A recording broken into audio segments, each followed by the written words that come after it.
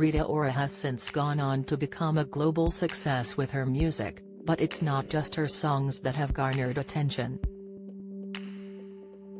Over the years, the 32-year-old has had her fair share of controversial moments, including her headline-grabbing breakup from ex-boyfriend Calvin Harris, 38, to breaking lockdown rules for her 30th birthday. Calvin Harris breakup. Rita Ora and Calvin Harris dated for a year in 2013. In 2014, she released her song I Will Never Let You Down, which was written and produced by the Scottish musician.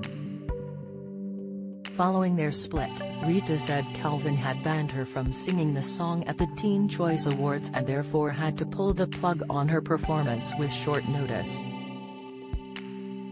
Calvin later tweeted, "You'll only know one side of the story re Teen Choice Awards because I choose not to talk to the papers about every aspect of my personal life.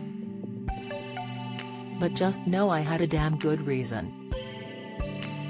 The pair eventually put their differences aside in 2016. This week, he addressed a rumor that he was behind Rita's second Rock Nation album not being released. He tweeted, "Entire thing is a myth, there is one unreleased song I worked on and it isn't good." In Not Becky, Rita Ora's name was one of many thrown into the mix, accused of being Becky with the good hair.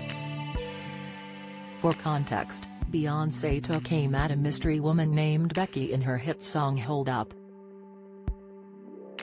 She sang the line, "He only want me when I'm not there, he better call Becky with the good hair." The lyrics certainly caused a lot of speculation, with many believing a mistress may have been involved in her marriage. At the Met Gala 2016, Rita wore a clip which read, "I'm not Becky," as she poked fun at the speculation. That evening, she also posed with Beyoncé, which put an end to rumors they had also fallen out. The song's main writer Diana Gordon later confirmed Becky was in fact fictional. Breaking lockdown rules in 2020, Rita hit the headlines for going against strict quarantine rules for her 30th birthday party. At Notting Hill's Casa Cruz, the singer was joined by more than 30 people to celebrate the special occasion. After being caught out, she voluntarily paid a £10,000 fine and issued an apology.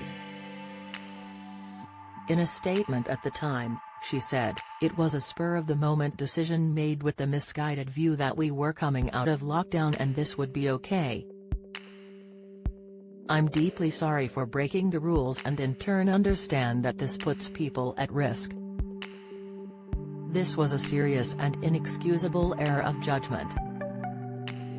Given the restrictions, I realize how irresponsible these actions were and I take full responsibility." She went on to say, "I feel particularly embarrassed knowing firsthand how hard people have worked to combat this terrible illness and being fully aware of the sacrifices that people and businesses have made to help keep us all safe. Even though this won't make it right, I want to sincerely apologize." Another rule break: the singer attended her birthday bash 1 week after she jetted off to Cairo to perform at the 5-star W Hotel by private jet. She returned the next day and, under government quarantine rules at the time, should have isolated for 14 days. Rita released another statement apologizing for her errors. She said, "I recently flew to Egypt to perform at a corporate event for a private company, where my travel party followed protocol and presented negative COVID tests upon entry, as required by Egyptian authorities. Upon my return to Britain, I should have followed government advice and isolated myself for the required period. As you know, I didn't follow government advice and for that I apologized earlier this week. I apologize again, unreservedly. While I realize the apologetic words of a pop star might not carry much weight, especially one who has broken the rules like I have. I do realize that some might seek to follow my example. My message to them is simple: please don't." She continued, "The guilt and shame I've carried this week for my mistake aren't worth it. Instead, continue to listen to the government advice and the voices of the heroes of the NHS and take the required precautions. I will take the criticisms coming my way because I deserve them." Feud with Rihanna. In tonight's interview with Louis Theroux, Rita shut down claims she has an issue with Rihanna.